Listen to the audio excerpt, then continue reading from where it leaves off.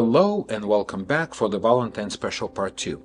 This video is for those who don't have a significant one to celebrate Valentine Special with, but you don't have to feel bad about it. Keep watching and we'll talk more about it. My name is Dr. Ruben Gagarin. I'm your favorite family psychiatrist. Let's dive in. I'd like to start with sharing with you some roots and history of this tradition, and then we're gonna dive in and practical advice how you can support yourself if you experience Valentine's depression or blues. Here's the history. Although it is called Saint Valentine, referring to Catholic tradition of recognizing some people from the past as saints, the tradition did not start with Catholic Church. It started with a pagan festival that called Lupercalia, that is a celebration of fertility, but as many things in the past that looks very weird from our modern perspective, it involved sacrificing of animals to the gods. I believe the men sacrificed goat and dog, and then they used hides,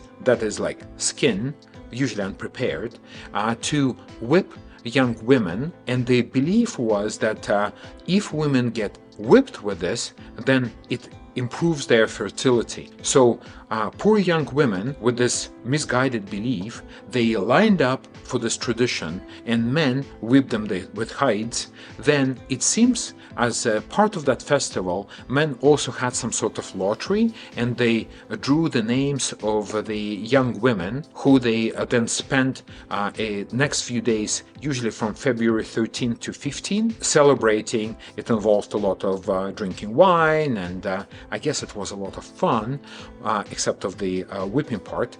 It seems as if this festival was popular, so it did not sit very well with the Catholic Church that was trying to promote different values and different traditions. So what they decided to do is to celebrate Saint Valentine Day on February the 14th, right in the middle of the pagan festival that usually ran between February 13th to 15th. Who is the Valentine who was saint? Interestingly, it actually isn't very clear. So there were two Catholic priests who were recognized as saints and possible candidates. One was the Valentine of Rome. See, there was this Emperor Claudius, I think it's Claudius I, who prohibited young men to get married, and well, by extension, young women couldn't get married as well. In any case, he thought that the young men would be better soldiers if they're not married. Well, what can I say? He's right.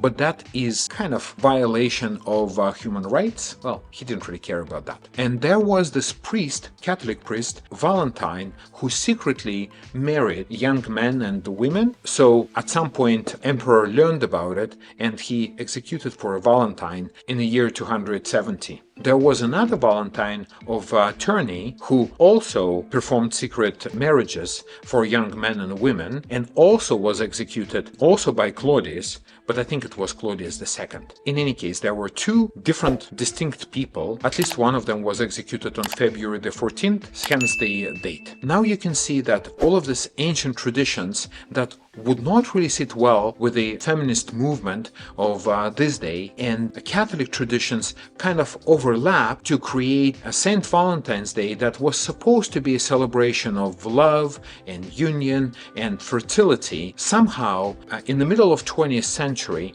it turned into a big commercial project, as many things did back in the day. Many corporations recognized the potential. You could sell way more chocolate if you create a holiday that is full of red and flowers and chocolate, so you can make big profit on these holidays. Similarly, how Christmas and Thanksgiving became very highly commercialized. People loved it, so that there is a day in the year when you can freely express your love and affection to other person, so they bought into it and they continue to celebrate since. Interestingly, from the history, the sign, your Valentine, comes down to a legend where one of these Valentines who was executed, to become a saint in Catholic Church, one needs to also perform at least one miracle. And the legend goes that Valentine, who became a saint for St. Valentine's Day, cured someone of blindness. On the day before his execution, he allegedly wrote a letter to his jailmate's daughter, who was blind, signed and signed the letter "Your Valentine." So when the daughter received the mail, she instantly was cured of blindness. I don't think it really happened, but that's how the story goes, and that's why we have "Your Valentine" signature under a card. This concludes the first part, like nerdy part of our video. Let's move on to the practical advice. To understand what I'm going to talk about, I'm going to briefly mention Robert Sternberg's triangular theory of love in this video, but I spoke a lot more in my part 1 video about this theory, so feel free to watch the part 1 for the future reference when you do get into a relationship. Robert Sternberg proposed to break down love into 3 different dimensions. He was talking about passion, intimacy, and commitment. Why am I talking about it?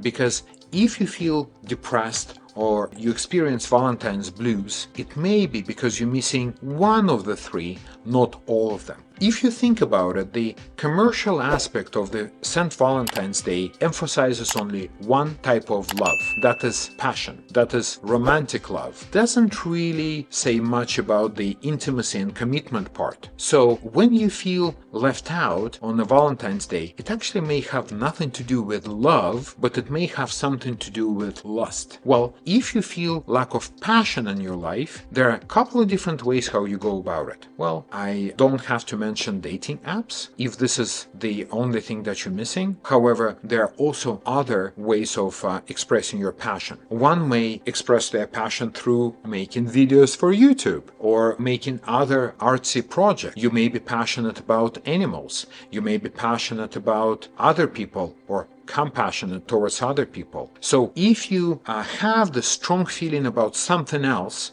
then you can go out and express it elsewhere. For example, you can volunteer, that is suggestion number 1, and help others, something like a soup kitchen, to support homeless, etc. Interestingly, when you go volunteer for a church or a shelter, then it is not only sense of compassion that you're expressing, but also connectedness.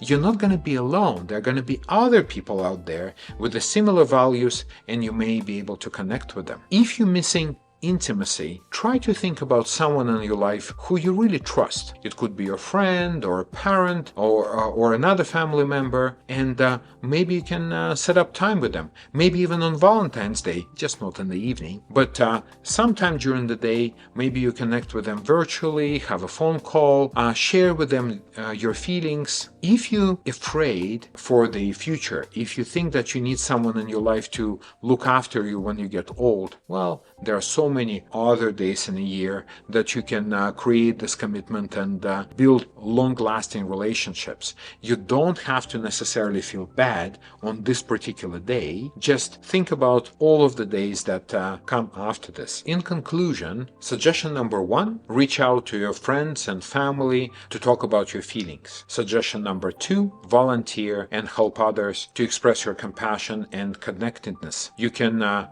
go to a church or shelter to help. Suggestion number 3, express your passion in other ways. It could be art or any other hobby that you have and you feel strongly about. You can also express self-love and self-care. You can set up an appointment at a spa or a massage, or maybe go to a yoga studio, whatever your soul demands. Interestingly, if you don't have a partner to celebrate Valentine's Day with, you have time. You have a gift of time to devote it to yourself. Self-love in healthy amount is very beneficial for your mental health. Thank you very much for watching. If you like this video, subscribe to my channel. Let me know what else you'd like to learn. Let me know how you celebrate this Valentine's Day in the comments. I would love to hear that. See you next time. Bye-bye.